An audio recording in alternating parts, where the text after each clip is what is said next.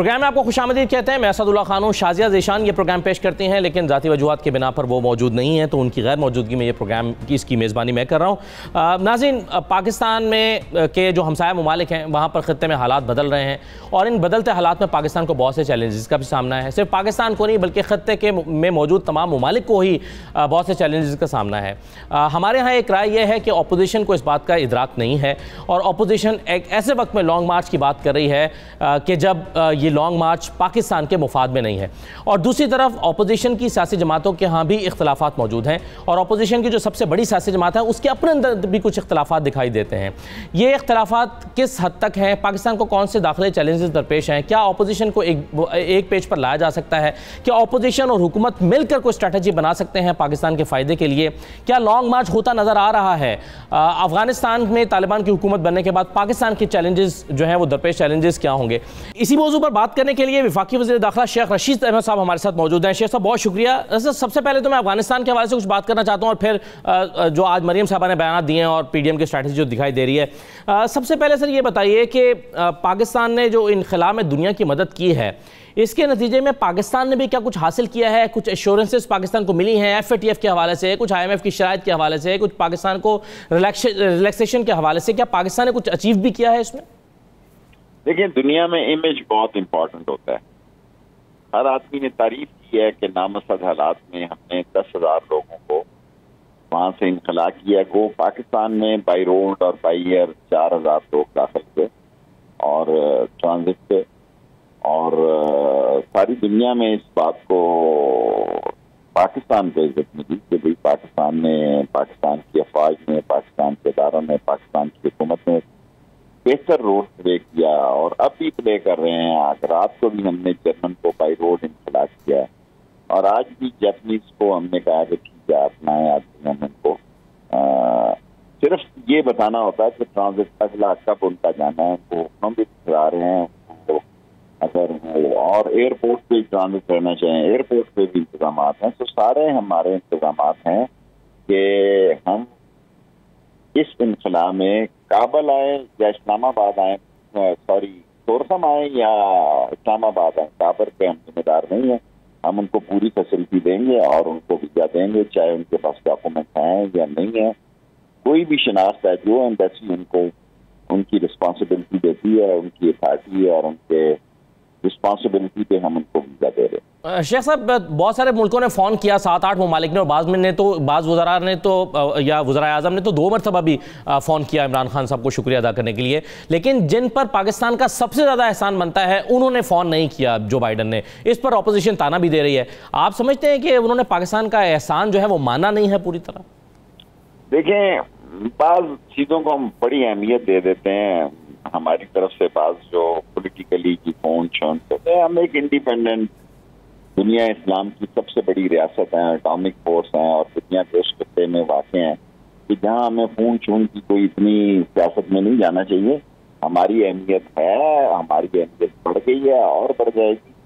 और लेकिन बाज़ लोगों को ग्राउंड रियलिटी का अगर नहीं पता तो उनको ग्राउंड रियलिटी पता लग जाएंगे। सही है। शेख साहब, ये जो गैर मुल्की पाकिस्तान पर आए ट्रांजिट के लिए, ये कब तक तमाम के तमाम पाकिस्तान से वापस चले जाएंगे? इसमें भी बशमूल हमारी अपोजिशन की कुछ सियासी जमातों ने भी अपने खदशात का इजहार कर दिया कि ये लंबा सा स्टे ना कर दें, उनको रहमान मलिक साहब के ज़माने में आने वाले लोगों से तशबीह देने लगे। तो आप इन जो एतराज़ात हैं इसका जवाब कैसे देंगे?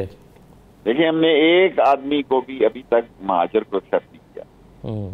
हमने तमाम लोगों की डॉक्यूमेंटेशन की है, उनका पूरा डेटा हमारे पास, किस होटल में ठहरे हुए हैं, एयरपोर्ट पे ठहरे हुए हैं, कब उनकी कनेक्टिंग फ्लाइट है, और वो एम्बेसीज नॉर्वेजियन हो, डेनमार्क हो, जर्मन हो, अमेरिकन हो, सबके साथ हमारे रास्ते में हैं और हमें पता है कि किसने कब जाना है। उसको हम पूरी सिक्योरिटी के साथ होटल से वापस ले जाते हैं, होटल ले आते हैं।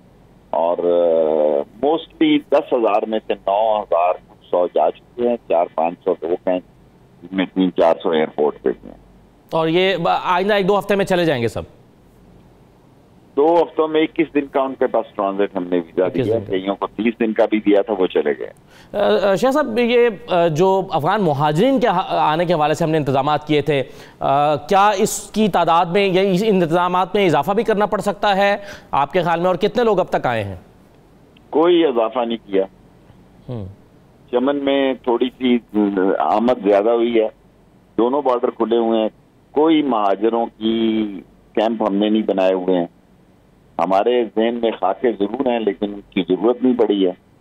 और चमन में 5-10% हमारी तोक़े से ज्यादा लोग, उसके लिए भी तस्करा है, गुजादारी का जो एक पुराना 100 साल निज़ाम है वो हमने कंधार तक कर दिया है। पहले कुछ दूर के भी दाखिल हो गए हैं, लेकिन हमने कोई ना महाजर कैंप बनाया हुआ ना महाजर हमारे पास आया अभी तक। इस वक्त जब मैं आपको इंटरव्यू दे रहा हूँ हमारे पास 0 महाजर है। 0 महाजर है, ठीक है। अच्छा शाह साहब, ये बताइए कि तालिबान हुकूमत आइंदा चंद दिन में शायद क़याम पज़ीर हो जाएगी, इसके बाद क्या पाकिस्तान को दाखिली तौर पर कुछ चैलेंजेस का सामना करना पड़ सकता है दोनों हवालों से? एक तो ये कि बहुत सारे लोगों का जो है वो TTP के हवाले से खदशात हैं कि आने वाले दिनों में पाकिस्तान को उसके दाखिली तौर पर चैलेंजेस ना हो जाएं, और फिर ये कि अमेरिका और चाइना की जो सर जंग है उसमें भी क्या पाकिस्तान को कुछ ज़्यादा एहतियातें इख्तियार करना होंगी? देखिए, TTP के बारे में अभी एक उन्होंने एलानिया जारी किया तालिबान ने कि तमाम लोगों को कहा कि वो हथियार जमा करा दें, और TTP भी उसमें शामिल है। तमाम सरकारी गाड़ियां उन्होंने कहा वापस दे दें, और उसमें TTP भी शामिल है। दाइश से उनकी जंग होगी, ये पुरानी है। दाइश आपको पता है इराक में लड़ रही है, यमन में लड़ रही है, सीरिया में लड़ रही है, कुर्द की तरफ लड़ रही है। जहां उनकी लड़ाई होगी वो नूरस्तान की पहाड़ियों पर भी हैं, नगरहार में भी हैं, और पहले भी तालिबान की लड़ाई हुई दाइश के साथ गजनी और लूगर में, और उसमें तालिबान कामयाब हुए। लेकिन जहाँ तक TTP का तल्लक है, ये पाकिस्तान ने उनको कहा कि कोई हमारे खिलाफ सरजमीन इस्तेमाल ना करे, जितना हमने ये कहा कि उसके खिलाफ कोई सरजमीन इस्तेमाल करे। तो पाकिस्तान क्या दाखिली तौर पर चैलेंजेस महसूस करता है शाह साहब अभी? देखिए, सारी दुनिया चैलेंज में आ गई है, पाकिस्तान तो बिल्कुल पड़ोस में है, और हमें हमारी जिम्मेदारियां बढ़ गई हैं। लेकिन जिम्मेदारियां, क्राइसिस में ही आदमी आगे निकलता है। अगर हमने स्ट्रेटजी ठीक बनाई और काबुल में और अफगानिस्तान में अमन रहा, क्योंकि हमारी एक ही स्ट्रेटजी होनी चाहिए कि काबुल जो है वो पीस रहे हो, वहाँ पीस हो, और अफगानिस्तान में पीस जो है उसकी वही जो है उसके लिए भी रास्ते खोलेगा, और सारी दुनिया के लिए वहाँ इन्वेस्टमेंट आएगी और इवन सेंट्रल एशिया तक जाएगी। सो हमें पीस के लिए काम करना चाहिए। शेख साहब, आखिरी सवाल इस हवाले से फिर मैं 2-3 सवाल आपसे सियासी तौर पर करना चाहता हूँ। क्या जो फेंसिंग का इशू है अफगान इंटरनेशनल बॉर्डर पर, क्या आप समझते हैं कि ये ऐसा मौजूद है जिसमें पाकिस्तान और तालिबान के दरमियान कुछ इख्तलाफ हो सकते हैं? मेरा नहीं ख्याल, बातचीत हो सकती है। फेंसिंग हमने जान पे खेल के लगाई है, और आज हमें पता है अगर ये फेंसिंग ना होती तो हालात बड़े मुख्तलिफ होते। हमने पाकिस्तान की का इंटरेस्ट देखना है, पाकिस्तान का इंटरेस्ट सबसे पहले है, और अभी वो बातचीत जो है अभी वो ना हुई है, ना उसकी जरूरत है। जब कभी ऐसे वक्त किसी ने बात की तो हमारे जिम्मेदारान से बात कर लेंगे। ठीक है। अच्छा शाह साहब, ये जो शहबाज शरीफ साहब ने एक स्टेटमेंट दी कौमी हुकूमत बनाने की तजवीज़ तहरीक इंसाफ को निकाल के बाकी सियासी जमातों पर, आज मरियम साहबा ने जो बयान दिया उन्होंने कहा कि जी ये उन्होंने तो ये बात नहीं की होगी, उन्होंने एक रिकन्सिलिएशन की बात की होगी। ये रिकन्सिलिएशन में से आप इसको कैसे अंडरस्टैंड करते हैं, इंटरप्रेट करते हैं कि ये इससे क्या मुराद है उनकी, या क्या हो सकती है? शहबाज शरीफ की बात को उसकी भतीजी नहीं समझ सक रही तो मैं इस पे क्या तबसरा करूं। मैंने तो 1-1.5 साल पहले कहा था कि मुंह में से शीन निकलेगी, निकली हुई है, और सूरत हाल क्या जाती है, कब जाती है, 2 साल पड़े हैं, 2 साल में सूरत हाल बात है। शेख साहब, आप लॉन्ग मार्च होता हुआ देख रहे हैं? लॉन्ग मार्च तो हो सकता है, लॉन्ग मार्च के तो ना हालात है ना इसकी जरूरत है। अगर फिर भी वो आए और मीडिया खेलना चाहे, टीवी खेलना चाहे तो खेल के देख लें। यहाँ जो है इस्लामाबाद में एक कानून की जो है हुक्मरानी होगी, और जो कानून कहेगा वही काम करेंगे। अभी तो उन्होंने ना डेट दी है, ना तैयारी की है है, टीवी पे 10 दिन से पहले से शोर पड़ा हुआ है। शाह साहब, 2 दिन पहले आपने कहा था कि इस वक्त ऐसे हालात नहीं है, दुनिया की जो खत्ते के हालात हैं वो इजाज़त नहीं देते कि कोई लॉन्ग मार्च हो, और अगर ऐसे में अपोजिशन करती है तो पछताएंगे। लेकिन यही उनका एक मजबूत नुक्ता भी तो हो सकता है, उनका ख्याल हो सकता है कि हुकूमत फंसी हुई है इस वक्त आलमी हालात में, इस फंसी हुई हुकूमत पर मजीद दबाव डालने के लिए यही सही मौका है कि लॉन्ग मार्च किया जाए। कोई नहीं हम फंसे हुए हैं अल्लाह के फजल करम से। इमरान खान जो है वो एब्सोल्युटली नॉट जो है इमरान खान ही कह सकता था, और इनमें से तो कोई नहीं कह सकता। अगर वो दुनिया के बड़े चैनल पे ये बात करता है, कह सकता है कि एब्सोल्युटली नॉट, तो ठीक है, मसले हमारे ठीक है इंशाल्लाह। पाकिस्तान के मामला दुरुस्त सिमत में है, इमरान खान की स्ट्रेटजी और पाक फौज की स्ट्रेटजी दुरुस्त सिमत पे है, तो हमें कोई किसी किस्म की कोई परेशानी लाहक नहीं। अच्छा शेख साहब, आप नून लीग की सियासत को बहुत अच्छे तरीके से समझते हैं और हमेशा उस पर तबसरा करते हैं। ये शहबाज शरीफ साहब और मरियम के बयानात का जो फ़र्क है और फिर 2 ग्रुपों का फ़र्क है, फिर हमने देखा कि शहबाज शरीफ के बाहर आने के बाद मरियम साहबा जो हैं वो उनको ज़रा एक साइडलाइन कर दिया गया है। आप शीन और नून की बात करते भी रहते हैं अक्सर। आने वाले दिनों में आप नून लीग का स्ट्रक्चर क्या होता हुआ देखते हैं? पता नहीं, अभी तो बड़ा लंबा सफ़र है जी। ये इसी तरह दिसंबर में हमारे इस्तीफे लेने आ रहे थे तो दिसंबर फिर आ गया, फिर अगला साल भी गुजर जाएगा, 5वां साल तो फिर इलेक्शन कैंपेन का होता है। तो बेवकूफ़ ही होगा, उसमें तहरीक चला के अपने लिए भी मुसीबत करेगा और हालात को भी तकलीफ दे बनाएगा। मेरा ख्याल है कि ये इलेक्शन की तैयारियों में होना चाहिए इनको, और इलेक्शन की तैयारी करनी चाहिए। 5वां साल इलेक्शन का है, 4था साल लग गया। अच्छा शेख साहब, को पीपल्स पार्टी का ये ख्याल है कि 2023 तक बात नहीं जाएगी, 2022 में इलेक्शन हो जाएंगे। अच्छा, वो तो इस पर ये कहते हैं कि जी उसकी वजह ये है कि ये हुकूमत अपने दबाव से गिर जाएगी, लेकिन कुछ लोगों का ख्याल है कि ये आपका अपना स्ट्रेटेजिक डिसीजन भी हो सकता है इस हुकूमत का। क्या इस बात को कोई इम्कान है कि कुछ वजूहात की बिना पर ये इलेक्शन पहले करा दिए जाए? देखिए, पहले कोविड था, कोविड के हालात थे, अब अफगानिस्तान का मसला इंटरनेशनल इशू है। मैं नहीं देख रहा, मैं समझ रहा हूँ वक्त पे इलेक्शन होंगे 2023 में। अच्छा ये बताइए शेख साहब के इलेक्ट्रॉनिक वोटिंग मशीन को कैसे काबिल कबूल बनाया जा सकता है अपोजिशन की तमाम सियासी जमातों के यहाँ? क्या इस पर बहुत ज़्यादा संजीदा एफर्ट करने की ज़रूरत नहीं है ताकि इसको कंट्रोवर्शियल, ये मशीन पहले ही कंट्रोवर्शियल ना हो जाए? बहस तो होनी चाहिए, लेकिन इमरान खान हर कैबिनेट में पहला आधा घंटा वोटिंग मशीन और ओवरसीज वोटों पे करता है। ये बदनसीब लोग हैं अपोजिशन वाले, ये ओवरसीज वोटों के भी मुखालिफ है, मशीन के भी मुखालिफ है, लेकिन इमरान खान कमिटेड है कि वो अगले इलेक्शन मशीन पे कराएगा। अच्छा सर, ये बताएं कि इस वक्त क्या जो खित्ते के हालात और मुख्तलिफ चीज़ें उसको बुनियाद बनाकर आपको लगता है कि इमरान खान साहब को ये इनिशिएटिव लेना चाहिए कि अपोजिशन की तमाम सियासी जमातों को दावत दें या जॉइंट सेशन बुला लें या कोई ऑल पार्टीज कॉन्फ्रेंस बुला लें कि जिसमें तमाम लोगों को ऑन बोर्ड लिया जाए कि हालात बड़े नाजुक हैं, कम से कम इस पर सब लोग इकट्ठे हो जाएं? ये इनिशिएटिव क्या पीटीआई की तरफ से, हुकूमत की तरफ से आ सकता है? देखिए, अगर कोई ऐसे हालात हो तो आए ना, हम दुनिया के साथ भी खड़े हैं और पड़ोस पर भी हमारी नजर है। और अभी आर्मी चीफ ऑफ स्टाफ ने 3-4 अहम कायमा कमेटियों की मीटिंग की है और उनको सारा किया है इंडोर, फिर बात से बतंगड़ बन जाता है आजकल। तो मेरा ख्याल है एवरीथिंग इज ऑलराइट, सब कुछ ठीक है, नॉर्मल है, बॉर्डर नॉर्मल है, टोटल बॉर्डर नॉर्मल है, पाकिस्तान अल्लाह के फजल से ठीक हालात में चल रहा है। शेख साहब ये बताएं, पाकिस्तान पीपल्स पार्टी ने क्या पाकिस्तान के जो अहम मुक़्तदर हलके हैं उनमें अपने एतमाद को बहाल कर लिया है या अब नून लीग की बजाय वो अपने आप को दूसरी बड़ी पार्टी जो है उसमें मुल्की साबित करना चाहते हैं? क्या आप पस मंज़र में कुछ ऐसी चीज़ें देखते हैं कि हो रही हैं? मालूम नहीं, अब सारे लोग टीवी पे सियासत कर रहे हैं।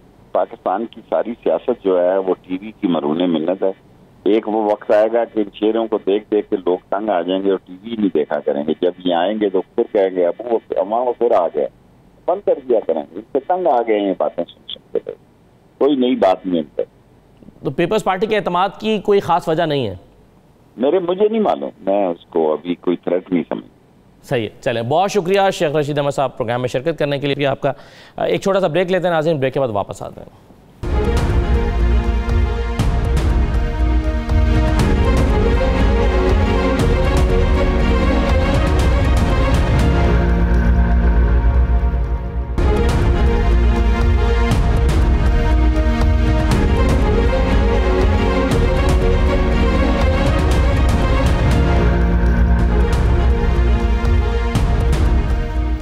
ब्रेक के बाद आपको खुशामदीद कहते हैं। बहुत से लोगों का पाकिस्तान में ख्याल है कि पाकिस्तान की जो सबसे बड़ी पॉलिटिकल पार्टी है अपोजिशन में, मुस्लिम लीग नून, उसके अंदर इख्तलाफात बड़े वाजे हो गए हैं। शहबाज शरीफ साहब एक बात करते हैं तो मरीम नवाज़ दूसरी बात करती हैं। शहबाज शरीफ ने कौमी हुकूमत बनाने की बात की है तो मरीम नवाज़ ने कहा कि नहीं, शहबाज शरीफ साहब ने ये बात नहीं की होगी बल्कि वो रिकन्सिलिएशन की बात कर रहे होंगे। इससे बहुत सारे लोगों ने इसको इंटरप्रेट यूँ किया है कि शहबाज शरीफ और मरीम नवाज़ के दरमियान एक पॉलिसी का इख्तलाफ मौजूद है। और साथ साथ कराची के जलसे में जो शहबाज शरीफ साहब ने कहा और फिर अगले दिन उन्होंने मुख्तलिफ बयानिया इख्तियार किया, उससे पीपल्स पार्टी ये कहती है कि ये एक कन्फ्यूजन मौजूद है नून लीग के अंदर। क्या ये कन्फ्यूजन है? क्या पार्टी के अंदर दो बयानिए हैं? क्या मरीम साहबा ने जानबूझकर डिफरेंट तरीके से इंटरप्रेट किया है शहबाज शरीफ साहब की बात को? क्या वो उससे इत्तफाक नहीं करती जो शहबाज शरीफ ने कहा है? इन तमाम चीज़ों पर हम गुफ्तगू करेंगे। नून लीग के सीनियर रहनुमा राना तनवीर साहब हमारे साथ मौजूद हैं। राना साहब, बहुत शुक्रिया। मैं सबसे पहले आज का बयान आपको मरीम साहबा को सुनवाता हूँ जो उन्होंने आज इस्लामाबाद हाईकोर्ट के बाहर गुफ्तगू करते हुए कहा है, सुन लीजिए। आई पर्सनली थिंक कि उन्होंने कौमी हुकूमत की बात नहीं की, उन्होंने नेशनल कंसेंसस की बात की थी। मेरे भी पर्सनल ख्याल में कि इस वक्त मुल्क जितना डिवाइडेड है और जितना इस मुल्क को इस वक्त नेशनल रिकन्सिलिएशन की ज़रूरत है, बारिंग दिस गवर्नमेंट, ये जो हुकूमत है इसको बाहर रखें और बाकी जो पार्टीज़ हैं उनको इकट्ठे होकर सोचना चाहिए कि इस मुल्क को आगे कैसे लेके जाना है। अच्छा राना साहब, अब जो बात की है मरीम साहबा ने कि रिकन्सिलिएशन की ज़रूरत है, शहबाज शरीफ साहब खुद तो नहीं कह रहे कि मैंने कौमी हुकूमत की बात नहीं की। उन्होंने एक दिन भी तरदीद नहीं की, अखबारात में सब में रिपोर्ट हुआ, उन्होंने खुद तरदीद नहीं की, लेकिन मरीम साहबा कह रही है नहीं, उन्होंने ये नहीं कहा होगा। इससे क्या मुराद है? देखिए, मेरा ख्याल है कि उस बयान की जो शहबाज साहब ने बयान दिया है, मैंने भी पढ़ा है, मुझे नहीं इसका इल्म कि वो जो कौमी हुकूमत वाली बात हुई है वो जिस तरह मैंने डायरेक्ट टीवी पे थे उनका नहीं सुना, लेकिन पढ़ा सारा, मैंने देखा कि कौमी हुकूमत की कोई बात की है उन्होंने कराची में जो मरियम बीबी ने बात की है वो उन्होंने, आपने अगर दोबारा आप खुद भी सुन ले तो उन्होंने कहा कि मेरे ख्याल में, तो उनके ख्याल में उन्होंने कहा है, और मेरा ख्याल है ये बात दुरुस्त, या कौमी मुफाहमत की बात करते हैं, जिक्र कर चुके हैं कि हमें यहाँ बैठ के आगे बढ़ने मिलजुल के तैयार करना चाहिए। और स्पेशली जो इस वक्त सिचुएशन है अफ़गानिस्तान की या दूसरे मामला खिते में, उस पर भी हमें सबको बैठ के एक ना कोई रास्ता निकालना चाहिए। नहीं राना साहब, लेकिन कौमी मुफाहमत ही की चले, कौमी हुकूमत की अगर हम बात ना करें और कौमी मुफाहमत ही की बात कर लें तो भी ये किस किस्म की कौमी मुफाहमत हो सकती है? एक तरफ वो कह रही है कि इस हुकूमत से तो बात भी नहीं हो सकती, अब हुकूमत के बगैर आप कैसे बात कर सकते हैं आलमी हालात पर या अफगानिस्तान के हालात पर, और दूसरी तरफ मरीम साहब पहले कह चुकी हैं कि पीपल्स पार्टी को दोबारा पीडीएम में नहीं चाहती, फिर आप अपोजिशन की जमातों को साथ कैसे मिलाएंगे? तो ऐसे माहौल में जब आपके ये ख्यालात हैं, कौमी मुफाहमत कैसे हो सकती है? नहीं, जब हम बात करते हैं मुफाहमत की तो यकीनी तौर पे उस पर पीटीआई उसमें शामिल नहीं हम समझते, क्योंकि पीटीआई कोई पॉलिटिकल पार्टी नहीं, कोई उसकी फॉलोइंग नहीं, वो एक फाशिस्ट गवर्नमेंट है जिसने मुल्क को इस निज पर पहुँचाया है।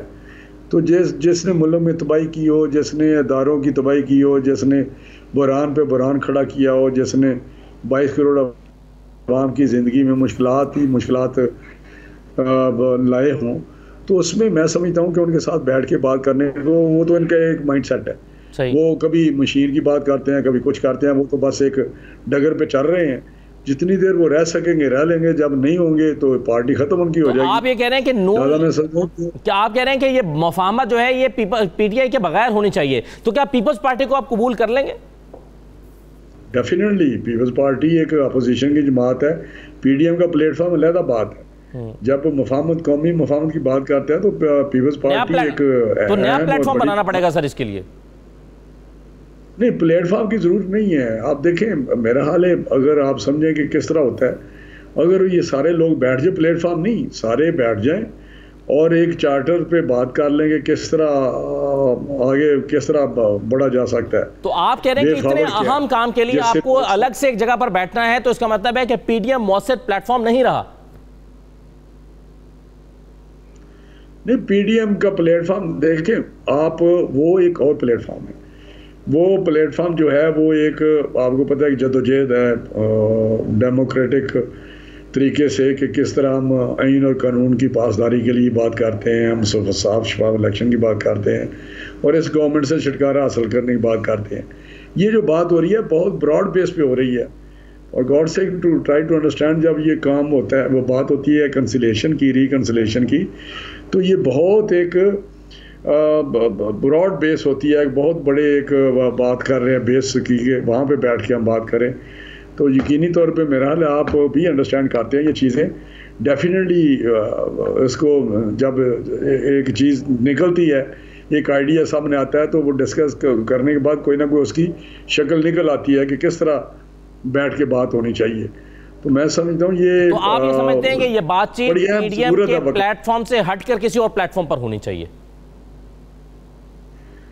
प्लेटफॉर्म का नाम आप दे रहे हैं, चलें आप प्लेटफॉर्म ही समझ लें, लेकिन कोई ना कोई तो उसका मैकेनिज्म बनाएंगे जी, कोई ना कोई मैकेनिज्म तो बनाएंगे ना हम उसके लिए। सही है। तो ये बताइए, बहुत सारी बातें, ये बात अगर शहबाज शरीफ साहब के भी जहन में है और ये बात अगर मरियम साहबा के जहन में भी है कि पीटीआई को निकालें और बाकी सियासी जमातों के उसे मिलकर कोई मुफाहमत की बात की जाए, तो आपने अभी तक पीपल्स पार्टी को तो ऑन बोर्ड ही नहीं लिया, तो आप कैसे अपने जहन की बात जो है वो टेलीविजन पर कर रहे हैं जब तक कि आपने इस पर कोई होमवर्क ही नहीं किया? राना साहब नहीं, अभी ये एक आइडिया आया है कि भाई ये मुल्क जिस क्राइसिस में इस वक्त है, गिरा हुआ है, चैलेंजेस हैं, तो उसमें एक हल है कि ये सारे मुफाहमत एक ब्रॉड बेस पे एक मुफाहमत की जाए, जिसका भी आप जिक्र कर रहे थे। तो एक मुफाहमत भी नहीं, एक मतलब वे फॉरवर्ड ढूंढा जाए, किस तरह एक चार्टर बनाया जाए जिससे सारे बैठ के, और यकीनी तौर पे मैं आपको बताऊं कि उस पर उसका मकसद क्या होगा? जमातें ऐसी जी, उसका क्या मकसद होगा? मकसद तो यही है ना कि किस तरह फ्यूचर में कोई ऐसा चार्टर बनाया जाए जिससे पाकिस्तान बुरहान में है, पाकिस्तान के इदारे काम नहीं कर रहे, पाकिस्तान की इकोनॉमिक हालत बुरी है, पाकिस्तान में गवर्नेंस नाम की कोई चीज़ नहीं, तो ये सारी फॉरेन पॉलिसी में हम नाकाम हो चुके हैं और इस हुकूमत को घर भेजा जाए, में चल रहे हैं उनका हल निकालने के लिए एक बैठ के सारे मिलजुल के आगे बढ़े ताकि एक पॉलिटिकल स्टेबिलिटी भी आए और एक चार्टर बना के हम आगे की तरफ बढ़े। तो राना साहब मेरा ये तो सवाल था, यही सारी चीजें तो आपने पीडीएम की बनाते हुए तय की थी, तो जब आप वहां पर नहीं चल सके तो आप किसी और जगह पे आप इत्तेहाद का नाम बदल लें, पीडीएम की बजाय कोई एलडीएम एनडीएम नाम रख लें, कुछ भी नाम रख लें, तो फिर दोबारा पीपल्स पार्टी को मिला लें। बात तो इख्तिलाफ तो वही आ गया फिर स्ट्रेटेजी का। इस पीपल्स पार्टी नहीं ना, और भी बहुत सारी जमातें हैं पीटीआई के अलावा, बहुत सारी जमातें। तो वो जब पहले पीडीएम में नहीं आई तो अब क्यों आएंगी आपके साथ? नहीं, लेकिन इसमें इसीलिए कह रहे हैं ना कि कोई नया मैकेनिज्म बनाए, पीडीएम अपनी जगह काम करती रहे, लेकिन एक नया मैकेनिज्म बनाए, एक नई चीज डिवॉल्व आगे बढ़े। सही है। तो राना साहब ये जो कौमी हुकूमत की बात है, या चलिए ये रिकंसिलिएशन की बात है जो मरियम साहबा ने की, इसका नाम बदल दिया उन्होंने, या कॉन्सेप्ट आप कह रहे हैं एक ही है, तो मरियम औरंगजेब कहती हैं कि इस कॉन्सेप्ट पर तो खुद पार्टी के अंदर भी बात नहीं हुई, इसलिए ये जो शहबाज शरीफ साहब का जाती ख्याल है, तो पार्टी पर अभी तक पार्टी के अंदर भी बात नहीं हुई, तो बाकी सियासी जमातों से आप कैसे बात करेंगे? देखिए, जब इसको फिनिशिंग इसकी होगी, जब इसको कोई फाइनल तरीकाकार तय किया जाएगा, तो यकीनी तौर पे पार्टी के प्लेटफॉर्म पे बात होगी और उसे कंटूर्स जो हैं वो तय किए जाएंगे। अभी एक थिंकिंग है, एक पॉजिटिव थिंकिंग है, आप बहुत जल्दी में समझ लें कि आज बात हुई है सुबह सब कुछ हो जाएगा, ये नहीं होता। एक थिंकिंग है, इसका मतलब वो पहली मर्तबा थिंकिंग जो है वो सहाफियों के सामने फ्लोट की है शहबाज शरीफ साहब ने अपनी पार्टी में रखने की बजाय। नहीं, पार्टी में जब आएंगे तो उसकी कंटूर्स तय किए जाएंगे ना, किस तरह वो बताएंगे, जिस तरह मरियम बीबी ने बात की है। तो मैं समझता हूँ वहाँ पे चीज़ें आके डिस्कस होती है और उसमें मजीद कुछ इम्प्रूवमेंट होती है या अपना इनपुट लोग देते हैं। राना साहब ये बताइए कि पाकिस्तान पीपल्स पार्टी कह रही है आप हमें रोज़ कहते थे इस्तीफ़ा दें इस्तीफ़ा दें इस्तीफ़ा दें, आज आप इस्तीफ़ा दें, उन्होंने आपको ये पेशकश की है कि आप इस्तीफ़ा दें और ये हुकूमत घर चली जाएगी और पीडीएम में शामिल 8 जमातें जो हैं वो इस्तीफ़ा दें, आप इस्तीफ़ा क्यों नहीं दे रहे? मेरी बात सुने, ये तो एक ऐसी वो पॉइंट पॉलिटिकल पॉइंट स्कोरिंग की बात करते हैं, लेकिन उनको भी पता है कि पीपल्स पार्टी के बगैर इस्तीफे देने का रिजल्ट वो नहीं है जो अगर मिल के हम देते उस वक्त पीडीएम। 84 सीटें आपके पास, कैसे पार्लियामेंट चलेगी? 84 सीटें आपकी हैं, बाकी आपके इत्तेहादियों की 8 पॉलिटिकल जमातें आपकी पीडीएम में शामिल, सारे की सारे इस्तीफा देने हुकूमत चल जाएगी आपके ख्याल में? 8 की तो बार रिप्रेजेंटेशन ही नहीं है, ये बात आपको ही पता है, लेकिन जेयूआई की है, हमारी है, या एक आध पार्टी और का कोई। तो आप कह रहे हैं कि ये इत्तेहाद 2 जमातों पर मुश्तमिल है? यार नहीं, आप गलत मलत ना नहीं, मैं आप इस्तीफों की बात कर रहे हैं, आप आगे ना चले जाएं। इत्तेहाद तो सभी का है, जो पार्लियामेंट में नहीं है वो भी पॉलिटिकल पार्टी एक अहमियत अपनी रखती है, लेकिन जो अंदर की बात आप कर रहे हैं तो अंदर तो ये जमातें हैं। तो मैं समझता हूँ कि जो आप कहते हैं कि जी पार्लियामेंट किस तरह चलेगी, 83 हम रिजाइन कर दें या 90 कर दें, बिल्कुल चलेगी। अगर 160 करते तो फिर चलना मुश्किल था, सस्टेन नहीं कर सकती थी पार्लियामेंट या गवर्नमेंट। लेकिन ये आपको भी पता है कि आप उसका वो, हाँ अगर पीडीएम के प्लेटफॉर्म में कोई फैसला होता है तो, लेकिन वो रिजल्ट जो ये था कि हुकूमत से जान छुड़ाई जाए, ठीक है, रिजाइन करके कि ये हुकूमत नहीं ठहर सकेगी, वो नहीं हो सके। सही, वो नहीं हो सका। बहुत शुक्रिया राना तनवीर साहब। प्रोग्राम करने के लिए एक छोटा सा ब्रेक लेते हैं, ब्रेक के बाद वापस आएंगे तो पीपल्स पार्टी का मौक़िफ़ लेंगे। चौधरी मंजूर साहब हमारे साथ मौजूद होंगे, ब्रेक के बाद वापस आते हैं।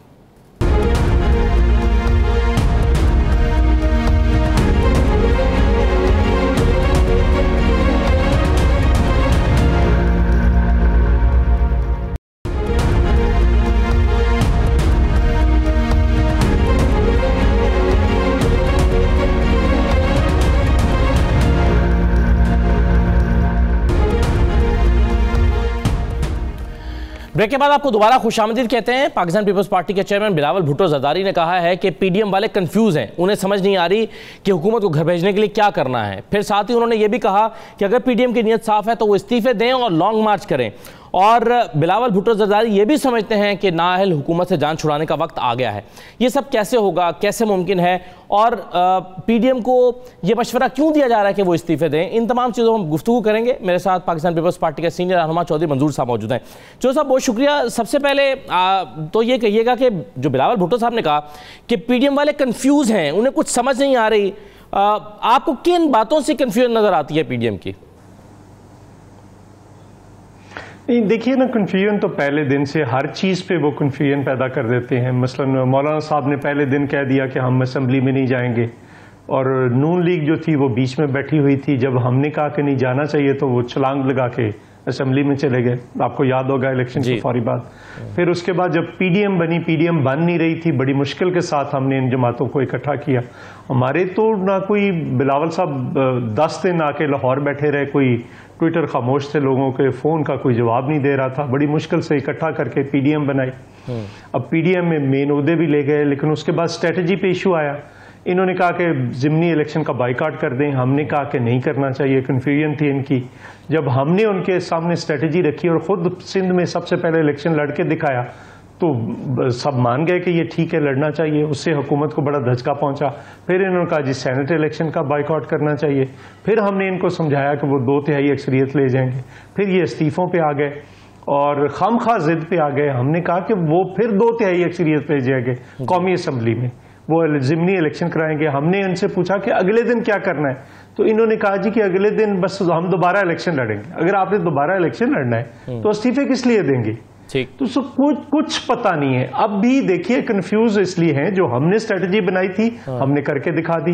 इस्तीफे इनकी स्ट्रेटजी थी, जो बिलावल साहब ने कहा ये इस्तीफे दें और लॉन्ग मार्च करके दिखाएं लोगों को। हाँ, नहीं, इसलिए ये तजवीज़ है आपकी, आप टॉन्ट कर रहे हैं चौधरी साहब, जब आप कहते हैं कि जी अगर पीडीएम की नीयत साफ है तो आप इस्तीफा दें, जबकि आप जब इस्तीफा देने की बात आई थी तो आपने इससे इत्तेफाक नहीं किया था और पीएमएलएन समझती है कि आप इस्तीफों से भाग गए थे। देखिए ना, अगर हमने तो इस्तीफे देने ही नहीं थे। हम तो पहले दिन से इनको कह रहे थे कि ये स्ट्रेटजी गलत है। मसलन इस्तीफे हो गया जी, मैं आपसे सवाल करता हूं अगले दिन क्या करना है, दोबारा ये सवाल है। सही बात है, सही बात है। मेरा फिर सवाल ये है ना कि अभी आप इस्तीफे की तजवीज़ दे रहे हैं, आपने क्या करना है, आप जो इस्तीफे का मशवरा दे रहे हैं, ये बुनियादी तौर पर आप तंज कर रहे हैं, इसका मतलब नहीं, मैं मशवरा नहीं दे रहे। नहीं, तंज नहीं मैं कर रहा, नहीं तंज नहीं मैं कर रहा, मैं कह रहा हूं कि उनकी हिकमत अमली थी ना जी, जो हमारी हिकमत अमली थी हमने अमल दरामद करके दिखा दिया, जो उनकी हिकमत अमली है उस पर अमल दरामद करके दिखाएं लोगों को ताकि यकीन आ जाए कि आप कुछ संजीदा है। वैसे तो मरियम नवाज ने फारग कर दिया था ये अच्छा, ये जो कंफ्यूजन है हम इस हुकूमत को 5 साल देना चाहते हैं। जी, ये जो कंफ्यूजन है ये आपने जितनी मिसालें दी है उस वक्त की हैं जब मरियम नवाज साहबा पीडीएम को लीड कर रही थी पीएमएलएन की तरफ से, लेकिन शहबाज शरीफ साहब के आ जाने के बाद मरियम मंजर पर हमें नजर नहीं आ रही। क्या ये कंफ्यूजन शहबाज शरीफ साहब के आने के बावजूद भी पीडीएम में बरकरार है? नहीं, देखिए ना, देखिए प्रॉब्लम किधर है। रात को शहबाज शरीफ साहब तकरीर करते हैं कराची में और कहते हैं कि हम लॉन्ग मार्च लेकर जाएंगे, हम इस हुकूमत को नहीं रहने देंगे। अगले दिन सुबह वो नेशनल गवर्नमेंट की तजवीज़ दे देते हैं, कौमी हुकूमत बने। क्या मतलब कुछ करना क्या चाहते हैं, क्लैरिटी नहीं है। पीपल्स पार्टी लड़ भिड़ के इनको किसी इशू पे ले आती थी कि नहीं इस तरह से नहीं, ऐसे करना है। क्योंकि हमने तो ये सारी मूव्स देखी हुई हैं। सबसे ज्यादा इस वक्त तो पीपल्स पार्टी का तजर्बा है अलायंसेस का भी, अगर देखें एमआरडी देखें, एआरडी देखें, जीडीए देखें, जितने भी अलायंसेस हुए उसमें सबसे ज्यादा तो पीपल्स पार्टी, इनका हुकूमत करने का ज्यादा तजर्बा है। हमारा अपोजिशन में रहकर मार खाने का और अपोजिशन में रहकर लड़ने का ज्यादा तजर्बा है। इन बेचारों को तो कभी कभी मुसीबत आ पड़ती है और उस पर फिर इनको समझ नहीं आती। तो चौधरी साहब, ये जो कौमी हुकूमत बनाने की तजवीज़ शहबाज शरीफ साहब की तरफ से आई, उन्होंने ये भी कहा कि एक जमात को निकालकर बाकी सब जमातों पर कौमी हुकूमत बनाई, नहीं तहरीक इंसाफ को निकाल दिया जाए। इसका मतलब है कि आपको भी वो कौमी हुकूमत में शामिल कर रहे हैं। क्या इस तजवीज़ के पीछे कोई होमवर्क है, कोई बातचीत हुई है? क्या पीपल्स पार्टी को ऑन बोर्ड लिया गया है या ये भी उनकी जहनी इख्तरा थी जो मौके पर सूझी और उन्होंने बयान कर दी? बस ऐसे ही है, उनकी अपनी जहनी इख्तरा है। प्रॉब्लम यह है ना कि उन्हें पता नहीं है करना क्या है। तो जैसा आप इस तजवीज को काबिल अमल मानते हैं? आज मरियम नवाज साहबा कह रही हैं जी, आज मरियम नवाज साहबा कह रही हैं कि इस हुकूमत से तो बात भी नहीं हो सकती। वो कह रहे हैं कि नहीं, डायलॉग, नेशनल डायलॉग होना चाहिए। तो कंफ्यूजन जो है वो विद इन द पीएमएलएन है। जिस दिन वो खत्म हो जाएगा, मियां शहबाज शरीफ रात को मियां नवाज शरीफ कोई और बात कर रहे थे और सुबह मियां शहबाज शरीफ कोई और बात कर रहे थे। चौधरी साहब, ये कि अगर ये कौमी हुकूमत की बात आपके साथ शहबाज शरीफ साहब आपको डिनर पर इनवाइट करके फॉर्मली बात करते हैं, आपका जवाब इस पर क्या आप समझते हैं कि ये काबिल अमल तजवीज़ है और वाकई कौमी हुकूमत ऐसी बननी चाहिए, पीपल्स पार्टी को उसमें शामिल होना चाहिए? नहीं, कोई नहीं। देखिए, ये काबिल अमल है ही नहीं। कौमी हुकूमत कौन सी, मतलब क्या अभी तो उन्होंने कोई उसकी वजाहत नहीं की कि क्या उसके स्केचेस होंगे। हाँ, अगर आप निकलना चाहते हैं तो फिर कोई ऐसा मतलब सेटअप आए जो रिफॉर्म्स भी करे, सारी चीजें करे, लेकिन वो कौन करेगा, कैसे होगा? मियां नवाज शरीफ, शहबाज शरीफ साहब को इसका कोई पता नहीं। लॉन्ग मार्च होता हुआ देख रहे हैं आप? हमारी दुआएं, नेक तमन्नाएं, सब कुछ उनके साथ है। वो लॉन्ग मार्च उन्हें करना चाहिए। जो कह रहे हैं बिलावल साहब कि नाअहल हुक्मरानों से जान छुड़ाने का वक्त आ गया है, ये वैसे ये ऐसा लगता है कि ये हर वक्त ये जुमला, नहीं वो पिछले साल भी इस तरह की बातें किया करते थे। पिछली हुकूमत में भी शायद पीपल्स पार्टी जब अपोजिशन में थी ऐसी बातें किया करती थी। इसके लिए क्या कोई आपके पास काबिल अमल रास्ता है, कोई रोड मैप है, कोई स्ट्रैटेजी, हिकमत अमली आपने बनाई है, या बस ये ऐसा जुमला है जो सदाबहार है? देखिए, पीपल्स पार्टी के पास तो रास्ता था। हमने तो कहा था कि नो कॉन्फिडेंस पंजाब से शुरू करें। जिस दिन पंजाब की गवर्नमेंट चली जाती, ये सेंट्रल गवर्नमेंट तो एक दिन नहीं टिक पाती और फिर बलूचिस्तान की गवर्नमेंट भी जाती, ये तीनों हुकूमतें जाती। लेकिन नवाज लीग नहीं इस बात पे मानी। आज भी वो कह रहे हैं कि क्यों करें इज़्ज़त, तो फिर इस हुकूमत को गिराने का तरीका क्या है? लेकिन एक बात पाकिस्तान पीपल्स पार्टी जो बार बार कह रही है कि अगर आटा 35 से 70 रुपए किलो हो जाएगा, अगर चीनी 55 से 110 पे चली जाएगी, अगर घी 160 से 320 पे चला जाएगा, अगर बिजली का बिल जो लाइफ लाइन है नीचे 2 रुपए वाला यूनिट जो था जी, उसको आप 5 रुपए 95 पैसे कर देंगे, अगर आप गैस को 200 रुपए का बिल जो है उसको 700 पे ले जाएंगे, तो आम आदमी जो है उसके लिए 4-5 चीजें ही सबसे इंपॉर्टेंट होती जी। यही उसकी 80 से 90% जो होती है आमदनी इसमें जाती है, जिसने रोज आटा खरीदना है, चीनी खरीदनी है, घी खरीदना है, बिजली का बिल देना है, वो तो गरीब आदमी मारा गया। उसके लिए तो वो इलेक्शंस जितनी जल्दी 2023 में होता हुआ देखते हैं या उससे पहले? मुझे लगता है कि शायद ये 23 तक ना जा पाए, ये अपने वजन से गिर जाएंगे। बहुत शुक्रिया चौधरी मंजूर साहब, बहुत शुक्रिया प्रोग्राम में शिरकत करने के लिए। पाकिस्तान पीपल्स पार्टी के सीनियर रहनुमा चौधरी मंजूर साहब हमारे साथ मौजूद थे। एक छोटा सा ब्रेक लेते हैं, ब्रेक के बाद वापस आते हैं।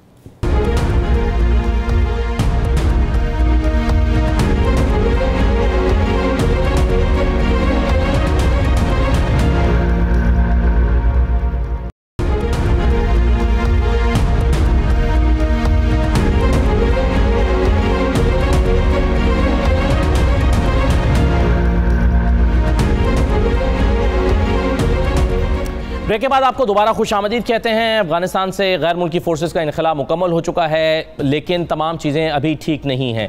अभी पंजशेर का महाज जो है वो वहाँ पर चीज़ें तय होना बाकी हैं। हुकूमत साजी में मुश्किलात पेश आ रही हैं, लेकिन इसके बावजूद ये समझा जा रहा है कि अगले चंद दिन में तालिबान हुकूमत बना लेंगे। एक बहुत अहम डेवलपमेंट ये भी हुई है कि पहली मरतबा तालिबान और भारत का एक आला सतही रब्ता हुआ है। इसकी इंपॉर्टेंस क्या है, इसकी सिग्निफिकेंस क्या है, आइंदा चंद दिनों में अफगानिस्तान में क्या होने वाला है, क्या वो तमाम चीज़ें होने जा रही हैं जिसके बाद इंटरनेशनल रिकग्निशन आसान हो जाएगी तालिबान के लिए। इन तमाम चीज़ों पर बात करेंगे। हमारे साथ डॉक्टर मारिया सुल्तान साहबा मौजूद हैं, दिफाई तज्ज़ियाकार हैं। बहुत शुक्रिया डॉक्टर साहबा, खुशामदीद। सबसे पहले तो आप ये जो तालिबान का भारत के साथ कतर में एक मुलाकात हुई है भारतीय सफ़ीर के साथ तालिबान की क़यादत की, आप इसको कितनी अहमियत देती हैं और इसकी सिग्निफिकेंस क्या है?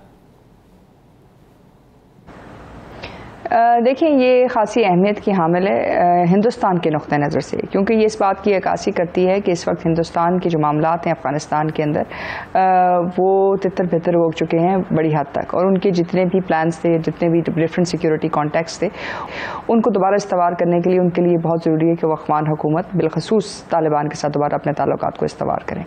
क्योंकि अगर वो नहीं करते तो आप जैसे कि आप जानते हैं तकरीबन हिंदुस्तान की 17 काउंसलेट्स थी। इसके अलावा हिंदुस्तान की जो काउंसलेट मज़ार शरीफ में और के अंदर थी, वहाँ से जिस किस्म के काम हो रहे थे वो शायद अफ़गानिस्तान के लिए तो बेहतरी का सबब नहीं बने, लेकिन उसके साथ साथ ख़ित्ते के अंदर भी एक बहुत बड़ी इंतशार का बायस बने। इसके अलावा जो इसमें एक सबसे बड़ा जो चैलेंज है वो इस वक्त यही है कि जैसे कि आप जानते हैं, जब पंजशेर की आपने बात की, वहाँ जो अमरुल्लाह साहब हैं उनकी और NDS की जो बहुत सारी जो ट्रेनिंग है वो हिंदुस्तान ने की है। सो ये बात भी इस बात की अक्कासी करती है कि इस वक्त ये कहा जा रहा है कि अमरुल्लाह साहब जो हैं अपने साथ तकरीबन 7000 जो हैं अफ़गान फ़ौजी और उसके अलावा इंटेलिजेंस के मुख्तलिफ जो लोग हैं उनको लेके पंजशेर जा चुके हैं। अब जो बाकी मानदा इंटेलिजेंस के जो उनके ऑपरेटिव्स हैं, ये जो बाकी लोग हैं, अगर वो चाहते हैं कि उनके ख़िलाफ़ किसी किस्म की कोई रियासती कार्रवाई ना हो या उनके ख़िलाफ़ कोई ज़्यादा पेशकदमी ना हो, तो हिंदुस्तान को कहीं ना कहीं तालिबान हुकूमत के साथ अपने जो रवाबत है उनको इस्तवार करना होगा। तो ये उनके लिहाज से अहम है, लेकिन तालिबान के लिए सिर्फ एक हुकूमत है। ठीक है, लेकिन डॉक्टर साहब जिस तरह से हमने देखा कि तालिबान ने अमेरिका और गैर मुल्की फोर्सेस की एक दिन मजीद मौजूदगी भी गवारा नहीं की, उन्होंने कहा कि एक दिन की तोसी भी नहीं दी जाएगी। अगर अमेरिका को वो यहाँ पर कबूल नहीं कर सकते तो क्या माजी में अमेरिका के इत्तेहादियों को उस तरह से कबूल कर सकते हैं, या उस प्रेजेंस को जो प्रेजेंस माजी में भारत की रही है, या सिर्फ एक नॉर्मल सिफारती ताल्लुकात कायम करने का ख्वाह है और इतनी ही इजाज़त तालिबान की तरफ से मिल सकती है जैसे कि बाकी ममालिक के साथ होंगे? देखिए, एक बात तो हिंदुस्तान को भूल जानी चाहिए कि हिंदुस्तान के ताल्लुकात उस तरह इस्तवार होंगे तालिबान हुकूमत के साथ जैसे कि उनके पहले NDS के साथ, इससे पहले वाली अफ़गान हुकूमत के साथ थे, क्योंकि इसमें कोई दो राय नहीं है। इस वक्त बहुत सारे जो लोग जिनको ट्रेन किया गया, चाहे वो अफ़गान नेशनल आर्मी के अंदर मौजूद थे या NDS के अंदर मौजूद थे, वो अफ़गानिस्तान छोड़ के चले गए हैं या वो इस वक्त अपनी उन पोजीशंस के ऊपर बहाल नहीं है और ना ही वापस आ रहे हैं। तो ये बात तो एक किसी भी हुकूमत के लिए, चाहे वो तालिबान हुकूमत होती है या कोई भी और अफ़गान हुकूमत होती है, उसके लिए बायस तशवीश है, क्योंकि जिन लोगों को आपने अस्करी ट्रेनिंग दी, जिनको आपने इंटेलिजेंस की ट्रेनिंग दी और फिर आप ये बात वाज़ेह ना कर सकें कि वो ग्रोह कहाँ गए हैं, ये मिलिशिया कहाँ गई है, तो ये एक बहुत बड़ी तशवीश का बायस बन सकती है, बिलखसूस अगर आपको एक सिक्योरिटी का चैलेंज हो। इसके अलावा ये बात भी वाज़ेह नहीं कि क्या ये लोग पैसों की बदौलत काम करेंगे या ये किसी और किस्म की मालूमात जो हैं उन तमाम रियासती इदारों के ख़िलाफ़ जो हैं अपने जो हैंडलर्स हैं उनको देंगे या बाकी लोगों को देंगे। तो उस नुक्ते नज़र से ये बात तो हिंदुस्तान के लिए मुमकिन नहीं है कि वो उसी सतह के ऊपर काम करे। हाँ, शुमाल के अंदर और जनूब के अंदर हिंदुस्तान की हुकूमत ने काम किया है, शुमाल में शायद उन्होंने डैम्स भी बनाए हैं, तो वहाँ वो कोशिश करेंगे कि अपना असर रसूख कायम रखें। लेकिन ये तमाम तर चीज़ें अब सिर्फ इलाकाई सतह पर मुमकिन नहीं है, क्योंकि जब अफगान हुकूमत आती है, जो भी अफगान हुकूमत आएगी तालिबान की सरबराही में, वो बहरहाल पूरे अफगानिस्तान की नुमाइंदगी करेगी। और ये मुमकिन नहीं कि अब आप इलाकाई रीजनल जो हैं रीजन्स जो हैं उसके मुताबिक आप अलग-अलग अपने रिश्ते इस्तेमाल करें, यानी कि मज़ार शरीफ के गवर्नर के साथ अलग हों, कंदहार के साथ अलग हों, या बाकी किसी और जो सूबे के साथ अलग हों। इनको ये काम जो है सेंट्रल लेवल पे करना पड़ेगा और सेंट्रल कमांड के ज़रिए करना पड़ेगा, और ज़ाहिर है उसके अंदर कुछ ना कुछ इनको नेगोशिएट करना पड़ेगा। फिर वो किस किस्म की हेल्थ के लिए सपोर्ट देते हैं, किस किस्म की बाकी मामलात के लिए सपोर्ट देते हैं, ये तो एक बहुत बड़ी बहस है। और फिर इससे ज़्यादा बड़ी बहस ये भी है कि बहुत सारे जो लोग हैं अफगानिस्तान के अंदर जो तालिबान के ख़िलाफ़ काम करते रहे, वो इस वक्त हिंदुस्तान के अंदर उनके पास ना सिर्फ पनाह है बल्कि हिंदुस्तान की हुकूमत उनकी सपोर्ट भी कर रही है। तो आइंदा वो किस किस्म का रुख इख्तियार करते हैं, ये बात भी वाज़ेह होना ज़रूरी है। फिर पंजशेर की रेजिस्टेंस को किधर से पैसे मिलते हैं, ये बात भी वाज़ेह। अगर ये पैसे हिंदुस्तान के ज़रिए पंजशेर रेजिस्टेंस को दिए जाते हैं तो फिर ज़ाहिर है हिंदुस्तान के लिए मुश्किलात में इजाफा होगा। ठीक है डॉक्टर साहब, ये बताइए कि पंजशेर जैसे जो मसाइल हैं या मामलात हैं उसका पुरअमन तरीके से हल निकाले बगैर क्या तालिबान एक मल्टी एथनिक ब्रॉड बेस्ड हुकूमत कायम कर सकते हैं?